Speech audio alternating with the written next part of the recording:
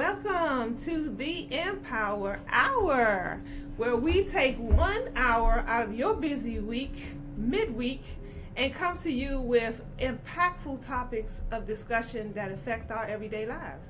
I am Al Kumar. And I'm Hanifa.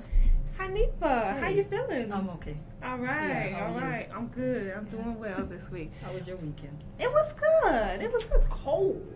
Freezing. Yeah. Did the whole Martin Luther King parade Oh yeah, I saw thing that. up in Annapolis, and that was fun. We went down to Cold, but the fun. monument. Oh I yeah. took my mom down there. Yeah. Oh, okay. She's never been. She's No. never seen the monument. No. Mm-mm. Okay, So that's it's great. really mellow. Yeah. Really quick because it was really freezing. It was. I mean, really, I had to literally go inside of another, go and buy some gloves. I told the man behind the counter, I said, these are life or death. Yeah. Oh, this was a life or death purchase. I got into the car. My whole face was like in pain. I had to wait for a little bit. Yeah. It is freezing here in the DC area. We are inside of the eLife Media Studios, which is located in Everlasting Life Vegan Restaurant and Lounge, 9185 Central Avenue in Capitol Heights, Maryland. So if you're in the mood for some scrumptious vegan cafe, vegan foods, drinks, desserts, you name it, cold foods, straight raw, all of that we have right here. Water, alkaline water, so anything pertaining to healthy eating, you can find it right here. So come on out and join. They're open 7 days a week. We're going to take this moment to jump into the discussion, but we will be looping back around in the middle of our programming and sharing with you guys some more information about what's the events that's coming up here at the lounge. Colorism in our communities. Preference or programming? Yeah. That is the topic of our discussion today. So, Hanifa, you want to share with them how we came about this particular topic? We were talking about a number of things that kind of led us there. Yeah. I know one of the main things that we were discussing was how we kind of see a pattern in leadership often. The significant others of some of our black male leaders tend to be of a lighter hue. So that's one of the things that we were kind of having a conversation about, and just the plight of our darker brothers and sisters, Right. that we still see today, the struggle. Yeah. So we figure it would be, a good conversation to have, because we have Right. never done colorism on our program. On But you yeah, guys we, did a panel on a different program. we did a panel. If some of you guys may recall, a few months back, with we had a was it a panel? How did we do that? It was it was Jeannie's program. Oh, right, Yeah. with Wasita. Mhm. Yeah. We had a panel, so it was light-skinned and dark-skinned on the panel, and we just had a heart-to-heart about all of that. It was a lot of things that was revealed to me that I was unaware of myself from the side of those who are darker in hue. So, some fascinating stuff, and I think it's one of those things in our community that it's one of those like institutionalized racism, where it's so normal that we don't even think about it anymore. It just is. And I think for a lot of us, we sense that something is wrong with it, right? And that's just basic common sense. Something about this is discriminatory. Something about this isn't right. Yeah. Something about this is divisive, but we don't really have the words. At least To those of us describe. that don't understand history, we don't really have the words to really explain. And if we can't explain or acknowledge it, we cannot fix it. I agree. Yeah. I agree. I'm big on that. Getting down to the root cause of what it is we deal with. And family out there in Facebook land, we need you to share. Give us your thoughts. Give us your opinions. Share with us. We do have my trusted help. My son Kyrie is in the background, and he will be sharing with us what you guys are typing.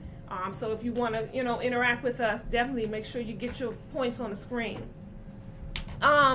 Is it a preference or is it programming? What do you think? I think a lot of it is programming. But I feel like the lines between preference and programming can be blurred oftentimes as well. But I think majority of it is programming, and then it is often expressed as preference. That's how I see it. Okay. Yeah, because if you're constantly bombarded with specific standards of beauty, if you are one that benefits from the privilege that comes with being of a lighter hue, or you are one who have experienced the discrimination, sometimes oppression that comes with people of darker hue, you know, if you are wronged that all the time, you eventually begin to think that, well, this is just my preference, until you begin to dig deeper and you realize, well, these aren't even your own thoughts. So yeah, I think the lines can get blurred oftentimes, but I think most of it is programming. And I agree. I do think that a lot of it is programming, because you cannot, everybody, you know, that's the whole point of having a preference, is because usually there's so many different types of, you know, that people prefer, different, you know, options. But when you turn the television on and all you see is depictions of us being light-skinned, or you see a lot of our artists and athletes and people like them that are black men in particular, I'm speaking of here, and in the vast majority, and every time you see somebody on their arm, they're either European or they look like they can be European. So that, how can then, if that's going on so much, so frequently, so often, how can it then be coincidence? Be a coincidence. How can you then say that's your preference, and if everybody's preference is the same? Right. So, and again, I think that's one of the things that we see it. We see it in our faces all day, every day, but we don't even notice. Yeah. Because we just lived with it for so long. Yeah, I agree. So let's talk about it. So let's talk about what exactly is colorism. When we say colorism, what are we really talking about? I think we're talking about, like you said, the preference that this society has over the lighter hue individuals. Yeah. So, and what that means if you're not of lighter hue, you know, does that mean that you get special privileges in the work field? Does that mean you get special privileges in the dating scene? Does that mean, you know, what you know, so how is that affecting the overall, the vast majority, the village, the group concept? If some of us are able to reach greater heights or have the privilege of doing certain things when others aren't. Well, when I was doing my research, I came up, well, they said the term colorism was not necessarily defined in the dictionary, right? Alice Walker is usually who's credited with first using the word colorism. Okay. And it was just her way of finding a term that describes her observation, her experiences within her own community. And so in her book, I think it's a 1983 book, it's called In Search of Our Mother's Garden, is where she actually defined colorism, and she defines it as a prejudicial or preferential treatment of same race based solely on their color. Okay, on their color. And so for me personally, I looked at colorism as I was doing my research. I'm like, this is oppression within oppression. You know what I mean? It's crazy. But yeah, pretty much it's prejudicial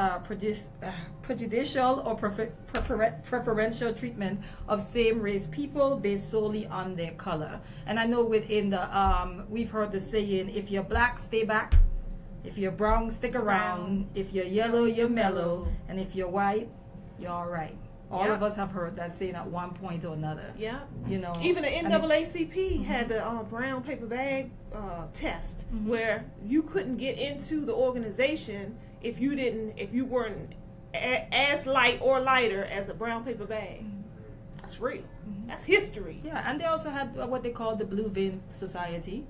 You know, and if the test was, can we see, if we can't look at your arms and see your veins, you can't make it into these prestigious, you know. Wow. Yeah. Yeah, settings. Churches also did. Some churches also did the paperback test. Yeah, certain sororities also did it as well. There were a lot of privileges that came with being of a lighter hue. Now let's talk about that because let's put it in historical context. I know for a fact we all know it's connected to slavery somehow, right? Of course. So I was trying to search to find out if this existed before colonialism or slavery, if there was what we call colorism today. And I know I found like in some Asian societies, they said it's solely based on class though, but this is before the impact of colonialism and so forth, where there was a division between if you were lighter, you were seen as more upper class. And that was mainly because it means that you didn't have to work, you weren't really exposed to the sun, like a servant who was maybe more exposed to the sun because they did the hard labor. Right. So they were more tan than those who maybe could afford to hire those particular workers. So you being of a lighter hue mean that, okay, you had money to where you didn't have to be out in the sun working. So where that was this? Asian, This was in Asian this cultures. Oh, no, in Asia. Yeah. So of course that's when I was looking to see if colorism existed before what we know as slavery in America. Right. And that's just some of the information that I came across. Of course you have the case system and so forth in India, but for me I still attribute that to white supremacy. Right. And its impact globally. No doubt. Yeah. No doubt. Because I think about the women who bleach their skin. Yes. That's a real issue. And a lot of it takes place over on a continent. Sierra Leone, I know for a fact. A lot of I think it was Sierra Leone. Quote me if I'm wrong. Where the government there had to actually ban bleaching products from the shelves. I know Ghana did it. It was Ghana. Okay, okay. Ghana did that. It was getting so severe that the health issues that was coming about because of that, the government stepped in and was like, okay, we gotta put an end to this. But why are these beautiful black women bleaching their skin, actually putting chemicals on their skin to cause their skin to lighten? I think like I was saying, I think it just goes back to the impact of white supremacy on a global scale. You know what I mean? White supremacy, then you have race, the introduction of race, and that's where we get the racism from. It is a way to justify we need to make a profit off of this particular people. We need to make ourselves superior to. So then now we have to find a justification to oppress this specific race of people. And so the introduction of this it's a hierarchy, white at the top and the darker hues at the bottom. And that goes global. So now you have white supremacy who are setting the standards of beauty, right? What is considered smart, what is considered intelligent, what is considered hardworking, affluent, all of that is introduced, and then the Western mindset, the Western way of thinking, and the residue of racism it spread globally. So these countries that is predominantly darker skinned people have bought into that. You know what I mean? Colonialism again, slavery again, all of that plays a part in it. So this is what we're seeing now, the results of years and years and years of being told that white is better. Right. And this is what you need to aspire to. Yeah. I remember digging into a book. I say digging in because I didn't finish it because it was like this thick. It was called The History of White People. And Sister wrote it. And but within that book, it wasn't an easy read either, so that's probably why I didn't finish it. But anyway, nevertheless, she was explaining how the standard of beauty even came about, how this European standard of beauty was able to spread all over the world, how it began. And she said that it began with them portraits. They would paint portraits of their women and sell them across the world as the most beautiful women on earth. look, you want to come here to Europe because Europe houses all the beautiful women on the earth, and they were able to sell the depiction through photograph. Which is to the media. Which is today the exact same way, just a different form. Yeah. Just form. Yeah. So now the media, now they don't have to paint on canvas. You can just turn your TV on and you get the same response as it. But that's how, according to this sister, how it all originated. But even like slavery in America, for one, we know about the house Negro and the field Negro, and how that division started. And so, and then of course you have to talk about the one drop rule as well, because all of that is connected. So we understand that the house Negro usually were of a lighter hue because of the slave masters raping. That's right. Our ancestors. That's right. And even though they would say, okay, yes, that's they knew that was their offspring, and so they gave them preferential treatment. Right. They allowed them to be in the home where their work was not as hard as those that were in the field, right? Do you think that was strategic? Yeah, because that they had some type of feelings for, because they were their children. That now because they helped these children to manifest, that now that they don't want them to be in so much pain and suffering? That's a good question, because a part of it too is it's almost like a divide and conquer strategy as well. I cannot say why all of a sudden they have feelings though about anything. Yeah, really. Considering all the diabolical things that they've done. Yeah, right. It's just a thought. No, I know. I didn't trust it, believe. No, it makes me thought. But yeah, it makes me question, like, But yes, because you were still a slave. Absolutely, you slave your own child. Absolutely. But if we're both slaves, think about the division though. If we're both slaves, but you get to not be in the sun, as work harder or as long hours as now that creates a division between us, because there's a preference going on here, right? There's some favoritism going on here, so that's divide just amongst our people. However, our people also internalize that, yes, and which is what we're seeing the residue of that today. To this day, so this is why we can have people who are pro-black in our conscious communities, and when it comes to what they prefer to date, prefer to marry, looks as close to their oppressor as possible. You have to question that. Good teaching. You have to talk about that. That's right. You know what I mean? Because there's an internalization of self-hate. Yeah. And not only that, us attributing whiteness to status. So the closer you are to white, the higher your status. Yeah. And so now you look at a woman who, we're in love with our oppressor at the end of the day. I don't even know how else to fix it. Oftentimes. And we have to deal with some of my solutions that I have, that's one of them. Where before we deal with it in our communities, we have to check it within our own selves. We have to know and understand. And going back to your point about internalizing that self-hate, because I really wonder if so much of, and I'm going there, sisters, so much of the hair weave and the light contact lenses and the things that we do as women, I'm wondering how much of that is attempting to appease the man who prefers the European standard of beauty. You know what I'm saying? So it's like, okay, well, I'm looking at the TV, and every time I turn it on, I'm seeing the brothers linking arms with women who don't look like me. Right. So let me attempt to fit into that box. And here we go. We straighten our hair. We put in long stringy weaves. We put light blue and green and light brown eye contact lenses over our beautiful melanated black eyes. And so our appearance becomes a lot more European-like. And I often say, when we talk about the effects of slavery, and we talk about the effects of colorism in our communities, we often talk about it, like you're saying, with the woman, the hair, the color contacts.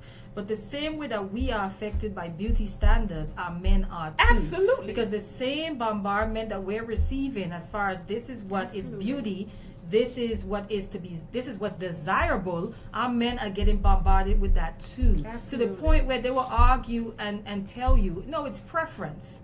Yeah. It's preference. And you look at the woman in their family and they're all dark skinned. But you've always preferred, like, how does that happen? You have to question that. Or every woman that they've ever been seen with is always a light skinned woman. But then they say it's preference. And then we also... Oh, well, that is... Yeah. That and would then be we also have preference. there's another part of this, too, while I was doing my research that I didn't even take into consideration when we talk about colorism. And of course, I was talking about when you and I were discussing leadership, right? And and I think a part of it that we have to consider is oftentimes darker men have been abused, verbally abused by those that are supposed to love and care about them. So by the time they reach of a certain age where they can make choice, they don't choose people that look like their aunts who were not too kind or not too nice to them because of their skin color. You know, they don't choose anyone that looks like even their mothers, right, who were also, you know, who made preferential treatment between them and maybe their sibling who maybe was lighter. Right. You know, you take notes of these things, right? And then you grow up and it's like, no, I will go after a lighter skinned woman. And so you're looking at the woman in their family and you're like, how is this pattern? How do you have a pattern of just only dating really light women? And all the women in your family are darker complexion. And, and that's a deeper issue oftentimes. It isn't just as simple as self-hate. You know, it's also connected to other things as well. I agree with that. I agree with that. If you're just tuning in, you are watching the Empower Hour with Al Kumar and my sister Hanifa. We take this every Wednesday from 2 to 3 p.m. We do this right here. We're going to take, someone had a comment on the stream. I don't know what's in there. Can you scroll back? I don't know how. Oh, okay. One person said, isn't this a sign of part of the Willie Lynch letter? Oh, is this part of the Willie Lynch letter? Right. Separating the dark skin from the light skin. I read something about that, but Yeah, that was definitely in the letter. A lot of there's been some mulling around to say that that letter is not fact. It's a fiction letter. But my point is, it don't matter to me. If it's fact or fiction, it's accurate. It is accurate to a T. But so go ahead. Okay, so I was gonna I wanted us to discuss like why is this topic important? How does colorism affect us today? You know, why even give it our attention and our time? Yeah, let's talk about that. Yeah, and I think it's because again it weaves right into the fabric of our self-esteem, I think. You know, and if we can't get over these scenarios, then we'll find ourselves continue to find ourselves in an uncomfortable place with self. And if we are uncomfortable with ourselves and don't like ourselves or things about ourselves, then that hinders our growth. That hinders the strength of who we are as individuals, will in turn hinder the strength of our communities. Then it becomes a ricochet effect. Yeah. So we need to be strong, especially nowadays in this climate where everywhere you turn, you know, we just got finished doing the whole monkey thing on the t-shirt. So everywhere you turn, people are trying to diminish and demoralize our beauty. Right. You know, and our place here in this world. And so I think we have to be strong within ourselves in order to fight those other entities. I know when I was doing my research, I kind of went into the research. What does the research say? So I wrote down a few things. It says research studies have shown that skin tone and other racial features play powerful roles in who gets ahead and who does not. So that's one way that affects our communities and why we should be talking about this and why we should be dealing with it and trying to fix it. It regularly determines who gets hired and who gets convicted, who gets elected. In some countries, you go to Jamaica being one of them, you look at the elected officials. They're oftentimes people of lighter hue. And then you look at the population, the majority of the population does not look like their leadership. Wow. You know, so that's one reason why these things need to be discussed and dealt with. One's health, wealth, and opportunity for success in this country will be impacted by the color of your skin. sometimes irrespective of your racial background. Even darker hued white people have different experiences than lighter hued Caucasian counterparts. Did you know that? No, I Yes, didn't. that's a thing in their little community too. Wow. So it's the color of your skin, the darker. I'm not saying that. Of course, a darker white person is still going to get, still has more privilege than a darker black person. Right. But it's something, when I read it, I'm like, it's something to say about just having a darker hue. Because you go in places like India, you know, those that have a lighter complexion, you know, they have that whole caste system. You know, of course, they get preferential treatment as well. So what is it about darkness? Right.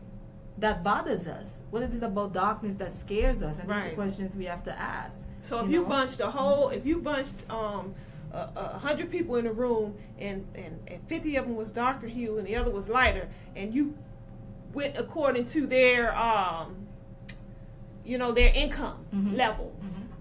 So you were saying the light skinned side would all have more money. Yeah, but even than the dark skinned side. that's social status, and then there's also marriage desirability. Right. It's a real thing. Right. The research have shown that lighter skinned women are more likely to be married than darker skinned women. And if all these or be asked their hand in marriage than darker skinned women. That's what the research have shown. We have someone that has a question. Donald Proctor asks, I would like to know if the San tribe was discriminated against by darker tribes, or did they discriminate against darker tribes, and is there any pre-colonial evidence of discrimination before the Caucasian implementations of black is bad? Because if there is no evidence of that, then it's safe to say this poisonous mindset is the result of our battles with Caucasus Asians ideology. You said Sands? Yeah, that's Yeah, that's San tribe in South Africa. Okay. Yeah, who are naturally of a lighter hue. Oh. Without the Not influence Arabs? of Okay. Yeah. I'm not familiar with No, the San that's tribe. okay. Without the influence of white. Yeah, Okay, that's what- and he's asking that if they don't have, if they have this issue there. Right. Were they discriminated against the darker tribes, or did they discriminate, or did they discriminate against the darker tribes? That's a good question. That's a good question. I'm It's a not real good sure question. about that. Going I'm back not. in the history But about I it. do know definitely in on the continent, a lot of their issues, even though it may not be called colorism, you know, they have the issue of tribalism. You know, it's about what tribe you belong to, not necessarily the color of your skin.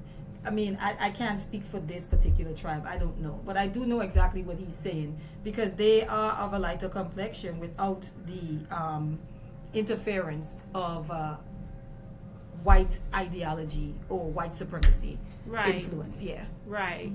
So I want to know, why do we continue to fall victim to it? Is it ignorance? Is it just apathy? Is it why is it that here we are 2018 talking about the same issues we've had for hundreds of years? But I mean, and that's a good question, because look at the what they call the Clark doll test. Right. That they did, maybe, what is it, 1940s maybe, that they did that test with the little kids, and they put the dolls before them. There were white dolls, there were black dolls, and they asked which doll is smarter. And you have the black kids pointing to the white doll. Which doll is prettier? And fast forward of more recent, I don't know exactly when this was done, probably in the 2000 something, Oprah did a program, same test, Right. same results. Right. You can find that test on YouTube. Same too, results. called the And Black that doll test, and that doll test was prior to what would we call it? Integration, the first one. And then you have integration, and you're still having the same results. Yeah.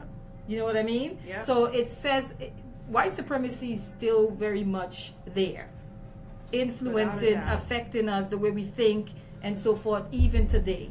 Because Wow. you'll think that they like to think America is a melting pot, racism has decreased, but then you look at the same doll test that was done in the 90s, you have to question. These parents were bawling their eyes out because they felt like, I exposed my child to this culture and that culture, but what is your child watching? Yeah. What are you watching in front of your child? Yeah. What are you talking about in front of your children? And it starts very young. It starts very young, very early. Very young. Yeah. If you just tuned in to the Empower Hour, we are discussing colorism in our communities. Is it a preference or is it programming? We want to jump right in real briefly before we get back to more questions that's coming in from the Facebook family and talk about what we have coming up here in the form of events here at Everlasting Life.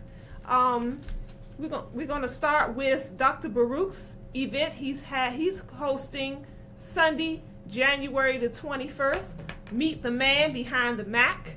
He will be here in live and in color. If you know anything about the Dr. Baruch, his lectures are not only informative but very entertaining. So come on and join him. He has some important information to share with the community as well. That's here at Everlasting Life, Sunday, January the 21st at 4 p.m. Saturday, February the 3rd, Dr. Anthony Broader will be here in the house with us, lecturing roots from the Nile to the Niger to the Potomac. And he will be joined with special guest Gina Page from African Ancestry. So if you're ever interested in tracing your roots back, to find out DNA, find out where you're from, you want to be here for that, because she's going to be here discussing that, and that's what her organization does. And that's the Black Wall Street Renaissance that takes place first Saturday of every month, 12 to 6 all-day shopping. Anthony Broader is our special guest for that. Lecture starts at 1:30 right here at Everlasting Life, and that is free. Thursdays, Children's Night here, where they eat free when they're accompanied by a paying adult. That starts at 6 o'clock, from 6 to 8 p.m. Bring all the children. They always have a great time. You can register at eLife Children's Night on the Eventbrite page. And again, that's each and every Thursday. Children eat free right here at Everlasting Life. And they have a really good time from 6 to 8 p.m. Fridays, we're on a little hiatus for our dinner and a movie night, which takes place every Friday from 7 to 9 p.m. I host that event, but I'm out of the restaurant all month, with the exception of this show. So we'll be kicking it right back off in February. So the first Friday in February, come on out, join us for dinner and a movie right here at Everlasting Life. That's always free from 7 to 9 p.m. Bring a friend, bring a date, bring your mom, bring the children. It's always some informative documentaries that we share with you guys. And then I'll be back February the 1st. I miss it here. You know, I'll be looking at the time like, okay, was that such a good idea to take a whole month off? But I'm glad I did. But I do miss the family here at Everlasting Life. So if you're looking for some precious jewelry and accessories at an affordable price, very unique and rare pieces, come on out and find me here every Tuesday through Friday, right here from anytime after 2 p.m. from 2 to 9 p.m. And I'll be back February the 1st. All right, let's jump back into our discussion. I think we had some more questions. It was more of statements and comments. Okay, let's hear. They were nice. So again, we are discussing colorism in our community today, and my son Kyrie is reading off your comments, so definitely get them out there. Someone. Abner, I don't know how to pronounce this. Okay. But it says, I'm in Namibia. Namibia. Mm-hmm. Okay. A black doll is way cheaper than a white one here. Wow. And that's on the continent. Mm-hmm. That's what he said. Wow. But I wonder which one is being purchased more.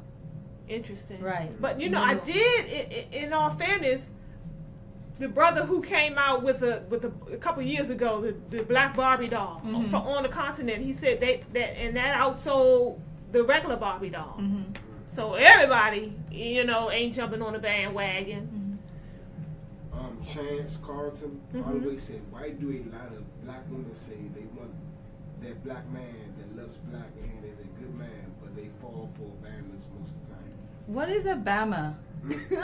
Because everyone around me uses the term. Chance must be from I have this not area. embraced it yet because I still do not. No one can tell me what it means. Chance must be from the DMV area. Hanifa is not, so she don't know what the word. I was like, is there a connection? Tell her what No, Bama I was means. like, is there a connection to Alabama? I'm like, I'm serious. That was my first question. I still do not know. Yeah, somebody tell her what Bama means. You use the term. You tell me.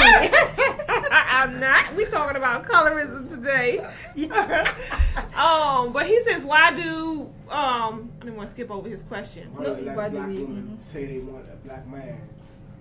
Oh, but choose other men instead. That loves black and is a good man, but they fall for the band. For Bahamas. Yeah. Oh, that's Is that connected to colorism? yeah, that's not connected to colorism, Chance. We're gonna have to get you on here one day, and so you can share with us what Bama means. Because I'm not going there. I was looking at the Pew Research, some statistics on interracial dating, and what I found interesting.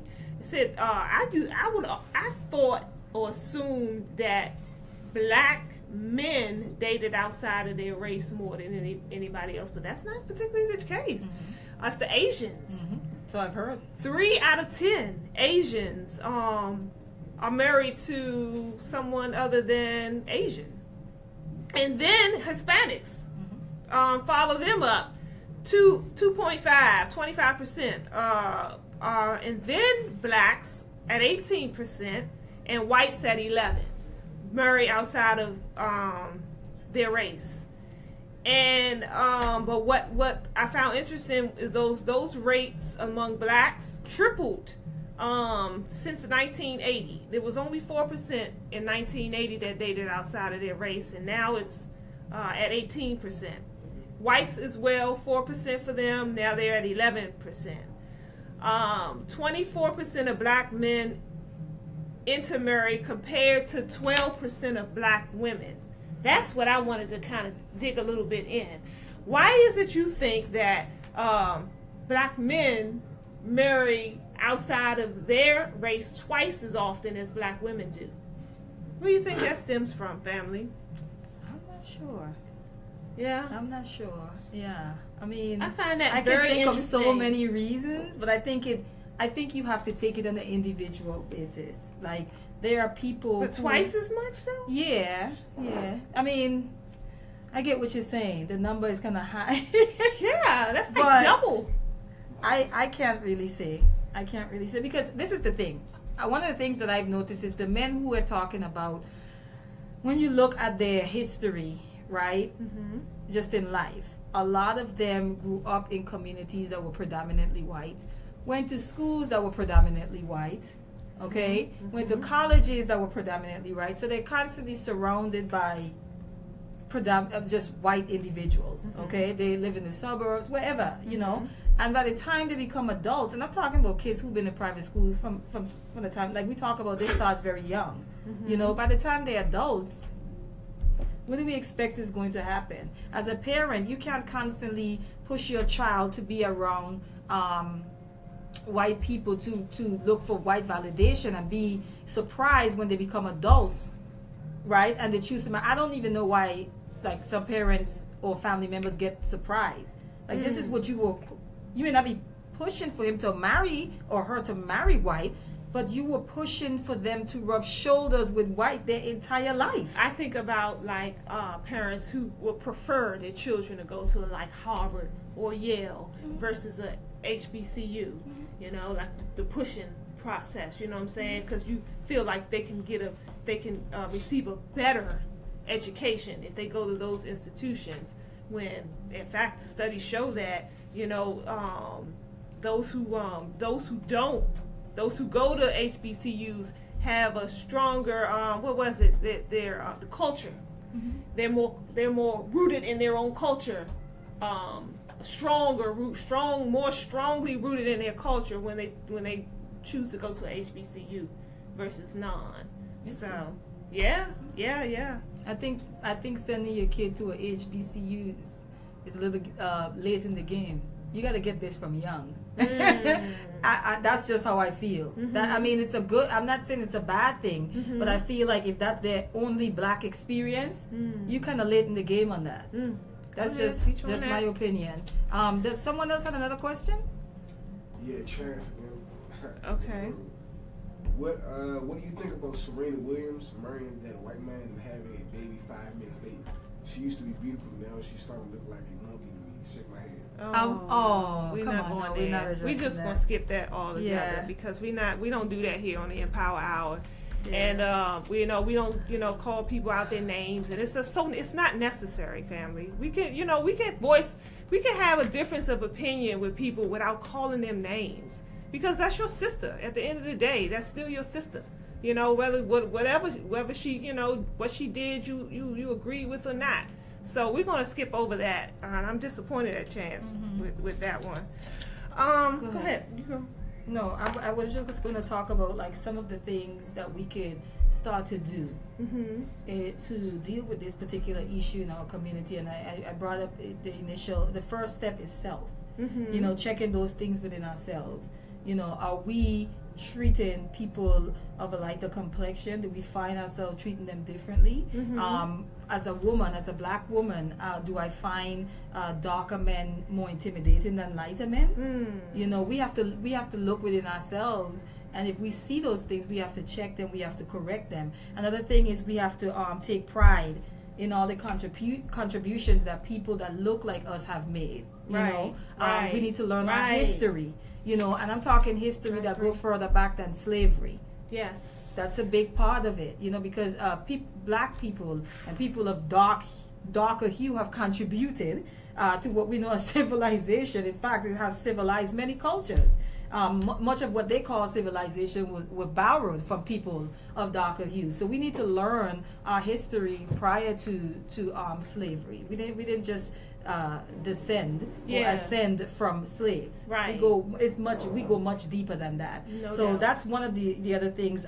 We also have to not just in ourselves, when we see it happening around us. Yeah. And I often say, like, our lighter sisters and our lighter brothers has a responsibility to check colorism when it pops up. It's ugly immediately at the door. Yeah. Because if we don't like how other people, ethnicities treat us because of the color of our skin, why would we in turn do that to each other? You know what I'm saying? Why would we do if we despise that so much in our own lives coming from other people, but we'll turn around and the people, our own brothers and sisters and community members and stuff, we do the same thing to them.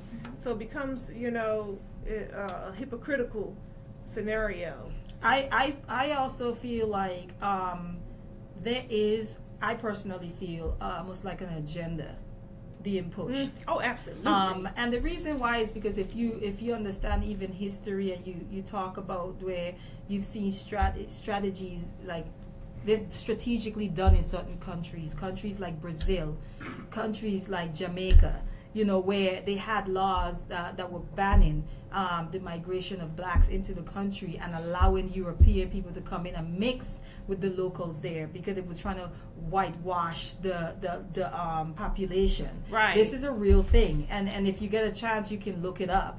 It's out there. It's about maybe 5 countries that kind of that took part in this. Right. And I know for a fact Jamaica, Brazil, many of the others are not coming to me, but that was an agenda. And then you come here to the United States of America, and every other commercial, the media is pushing that strong, and then you even have people that are of African descent, black people that actually think, wow, mixed babies are prettier.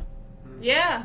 That's real. That's a problem that we have. Oh, you see a interracial couple, and they get comments like, "Your babies are gonna be so cute," And but you see a couple that both of them are black. How often are they hearing that?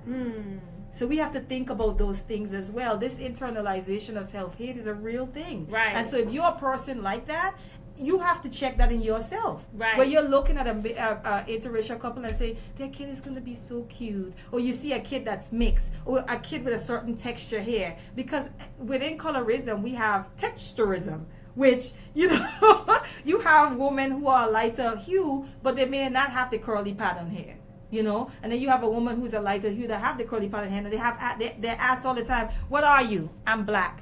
Yeah. But black and what? Right. You know what I mean? Yeah, it's funny you mention that. We label exotic, you Right. know, like because they have the more narrow nose. I often think of East Africans when I think of this, Right. as far as the continent, you know, where in the modeling industry even, you know, they tend to do way better than what people will what they call, I hate this term, but the Bantu features. You know, Okay. the broader nose, the thicker lips. Yeah. You know, I'm talking about women that are models from the continent. You often see the people who are like Somalian, Right. Ethiopians coming from East Africa, because they tend to have the narrower nose, the smaller lips, those type of features. Right. The more the less threatening features is what I'll go ahead and say. Yeah. Yeah, and I know we have some more questions that we want to get into the discussion, but here's my question. Do women too treat light-skinned women differently? Oh, as Do darker women treat lighter women differently? Yes. We have that. Yes. But I think that's more of a reaction than anything else. That's how I feel about it. I think it's more of a reaction to constantly being told, even if it's not by that woman, that you're ugly. You know, you often hear lighter skinned women say, they've always been told all their life, you think you're better. Yeah. And a lot of it is projection. A lot of it is you're projecting your own feelings of inferiority, your own feelings of ugliness, your own feeling of unattractiveness onto that individual based on their skin color. Wow. You automatically assume that they feel this way because they are lighter complexion. Yeah. And this is what you've been told lighter complexion represents. You know what I'm saying? Yes, yeah. I do. Yes, So I yes, do. I think so. Yeah. You don't think so? Yeah, Well, you're lighter complexion, how come? I mean, I do. you could talk about your own experience if you have any. And I do. In my experiences, I always go back to how do they feel. It hurts me to think that I'm being treated a different way versus my sister when she deserves the exact same treatment because I have a little lighter skin tone than she does. So, for instance, there could be sometimes.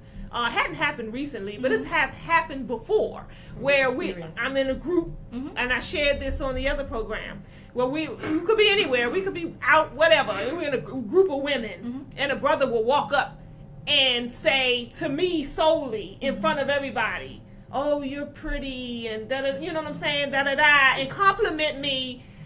That actually makes me feel uncomfortable.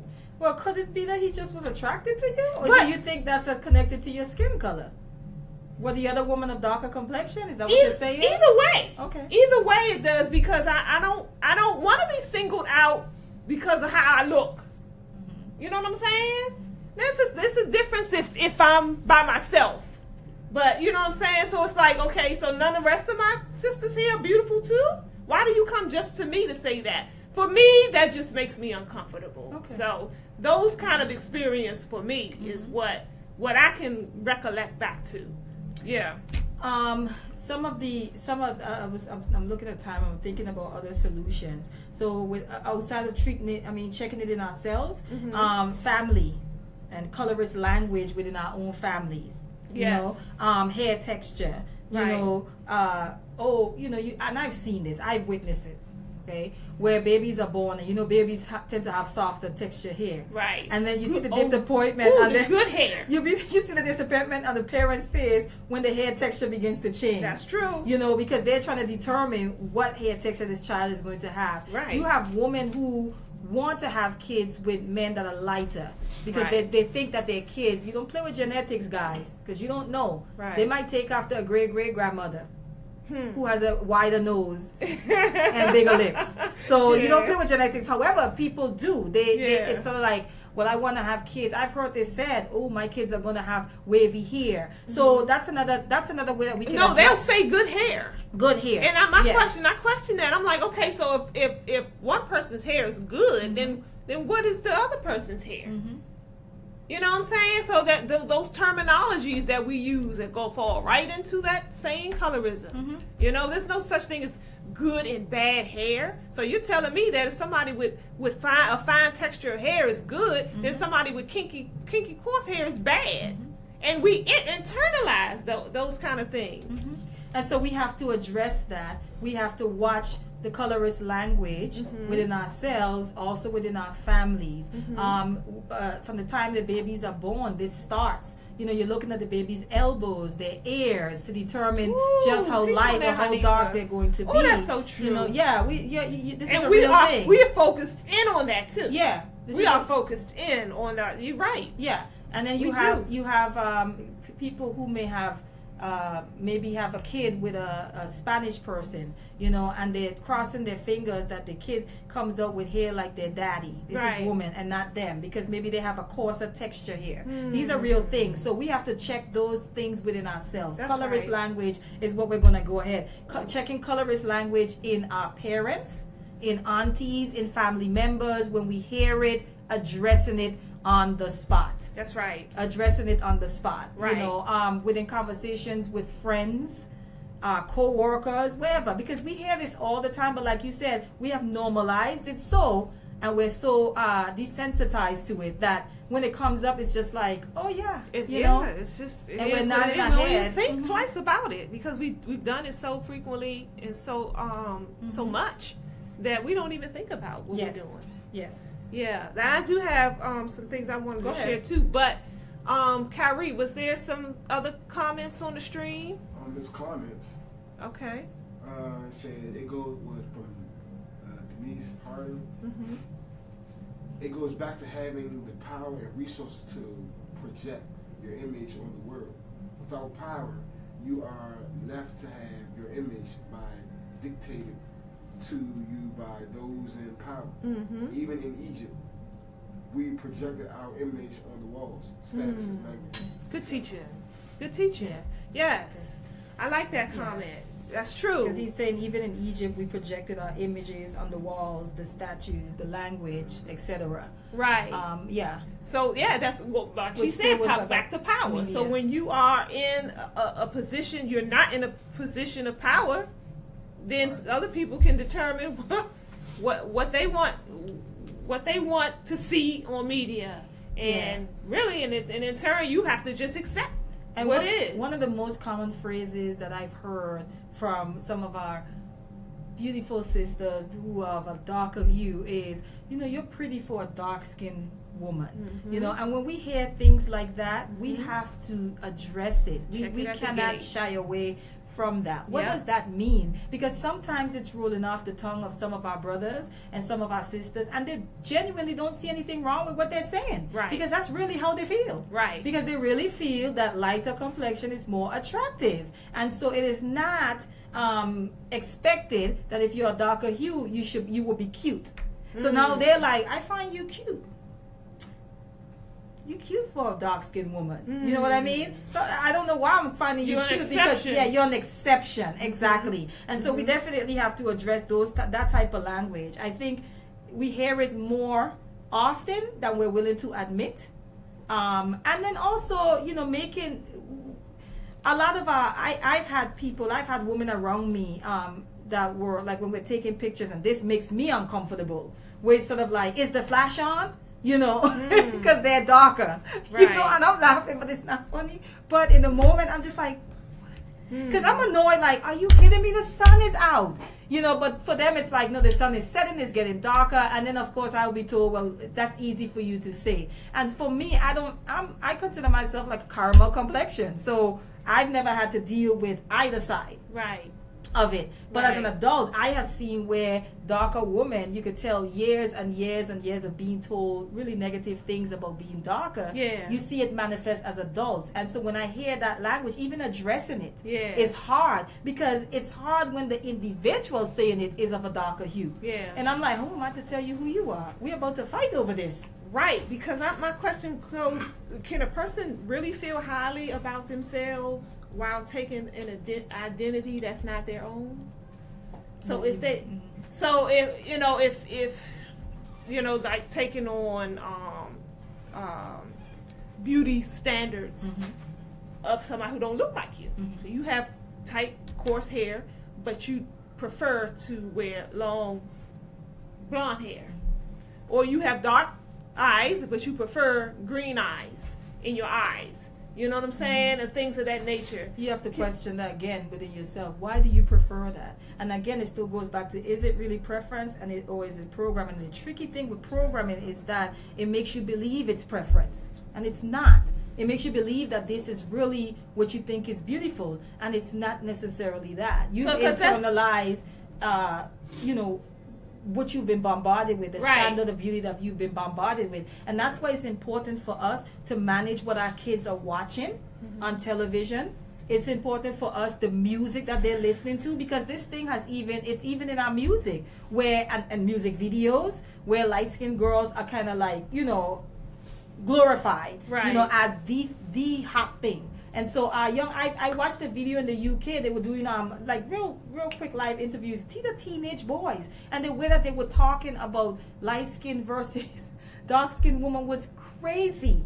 They genuinely felt like, she has to be mixed, or she has to have the curly hair, or she has to have these are teenagers. And then they go into personality because of it, because light skinned women are nicer. Certain characteristics. Light skinned women are, they treat you better. Yes. And I'm like, whoa, how do we get into that? And we have to teach our kids. We have to teach them from young. When we hear our kids bringing this stuff home, because especially if they're going out to school and so forth, we have to have these conversations. We can't shy away from them. And the images that you put up listen to me, you cannot expect your child to worship or to glorify darker complexion and you have a white Jesus and a white Mary hanging in your home. That's impossible. What are you teaching? You're teaching contradiction. Yeah. I think so. For me, raising awareness is key. I think that programs such as these and others, there's a lot of content out there today that caters to specifically us out there. And I think if we need to be tuned in more to our own media, as opposed to turning that TV on and being indoctrinated day in, day out. Because we have choices these days, a lot more than we did.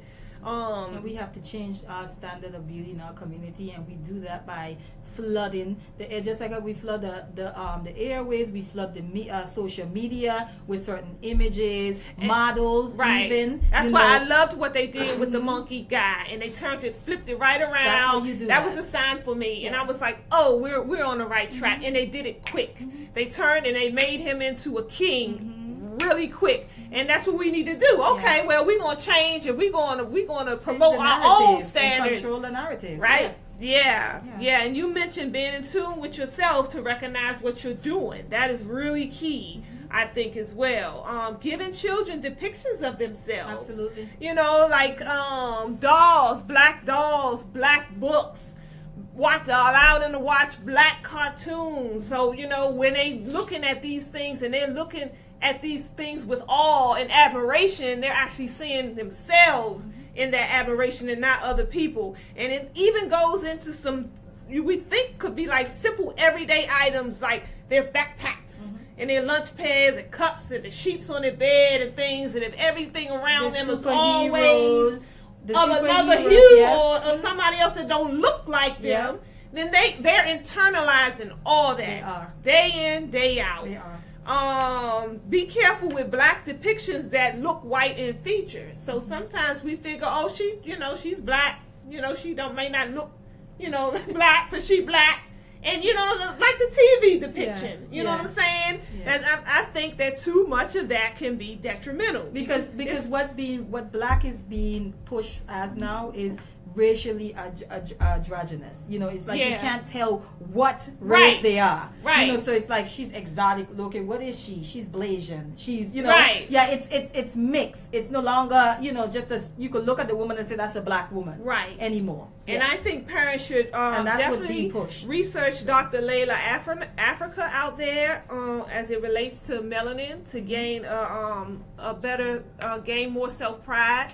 I think he's an excellent person to study and research. You can find a lot of his information on YouTube, and that's Dr. Layla Africa, because what happens is when you learn more about that melanin and the powers of it, you know, you don't do nothing but have be proud of your dark skin. You really are, because you know melanin it's a superconductor.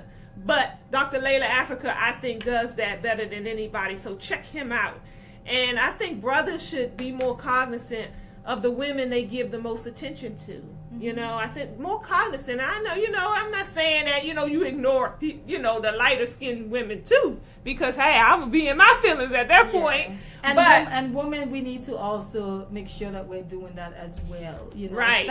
quit with the whole team light skin versus team dark skin. All that We stuff have enough and division jokes. already, and we need to continue to have this conversation. Right. You know, every time it comes up, we need to address it. We need to have the conversation. We need to not shy away from it.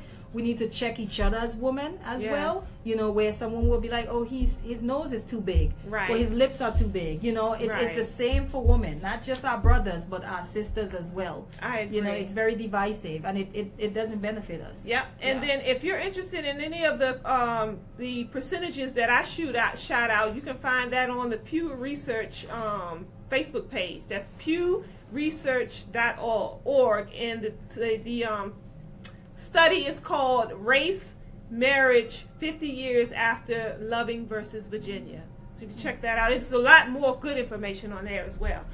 There you have it, family. That is our Empower Hour for the week. And we do this again every Wednesday from 2 to 3 p.m. like clockwork. You can find us right here in the eLife Media Studios. You can find the pre-recorded shows on our Facebook page, Empower Our Talk Show. Like us there so you can get all the upcoming information And share. and all the information that we did record. And share. Please share. All right, family. And next week, Okay. because we talk so much about media, Oh. we will be doing a show with the Irritated Genie, Yes. discussing the power of media, and is it just really entertainment? Tune in for that. Yes. That's going to be hot. If y'all know the Irritated Genie, you know he always come with the fire. We're all fire signs. Yeah. Oh, we are? Yeah, Oh, I wow. think all three of us. So all fire. All right. Take care. Thanks for tuning in. Bye. Peace.